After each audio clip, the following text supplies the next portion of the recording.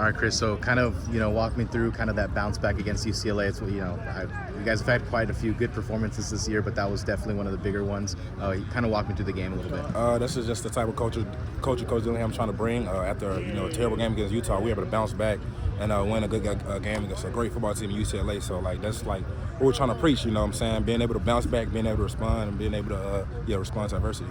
As one of the veterans of the team, what has it been like to kind of institute a culture change of within yourself and to kind of move that along to some of these younger guys that are kind of getting their first taste of things. Of course, like it's tough. It's tough at first, like getting all the guys to buy in. But like when everybody wants to buy in, it makes it easier. It gradually just gets easier. So now we got everybody just wanting to buy in. So it's just gradually getting better, gradually getting easier. What was the energy like on some of those fourth down stops, and especially towards the end of the game where UCLA just could not get anything going, and I'm sure they were frustrated on the offensive side? I mean, that was big, man. That was just like, that shows you all the emotion, all the hard work we put into it, man. Shout out to our D-line, our linebackers, man. Just like resetting the line of scrimmage, man, playing physical. Like they already in the backfield, just make the fits easier for us. So there's a couple guys on the team that are from the kind of the LA area, Trey especially. I'm sure that was a big game for him. What was it like you guys being able to show out for a lot of your teammates that are from that area? Yeah, like you said, we got a lot of dudes from LA, man. So that being the last regular season game Arizona State ever playing California, just being able to go out on a W like that for those guys,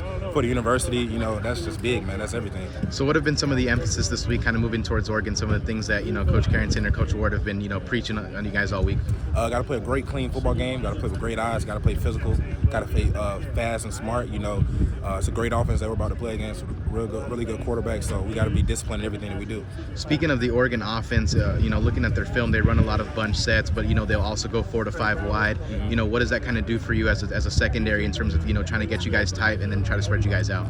We just got to know what to expect coming when they bunch up and know what to expect coming when they're out wide. We got to be able to communicate with each other, like when they're getting those bunch sets, knowing what they like to do, and then when they split out wide, knowing what they like to do. We just got to have great communication and great eyes as a secondary. What can you speak of the challenge, playing in front of you into the linebacker's position as, Bo Nix has really tried to pick apart, zone defenses and try to find those soft spots, especially with that kind of offset wing, tight end sort of thing? We just got to play, do our jobs. Like coach is always preaching about doing your 111. So if that's in your zone or if you're man-to-man or something like that, just do your job, do your 111. Trust that your brother beside you is going to do his job, do his 111s. They have a very balanced offense with a running attack and a passing attack. So we got to be disciplined with our run-pass reads.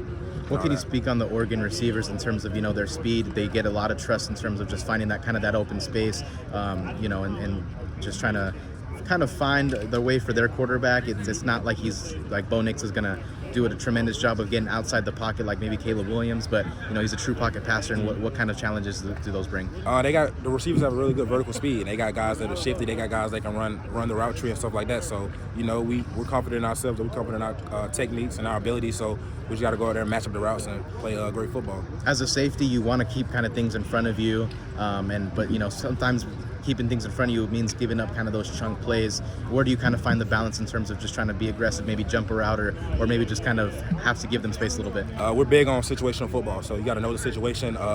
Try to watching film and expecting what routes are coming, so I can expect when I can jump this, or I can expect when I need to play off and when the ball's about to go deep. So that's just come with our film study and our communication. First game back in a couple weeks, and obviously there's been a lot of turnover, since you guys have hit the road. You guys unfortunately lost an offensive lineman.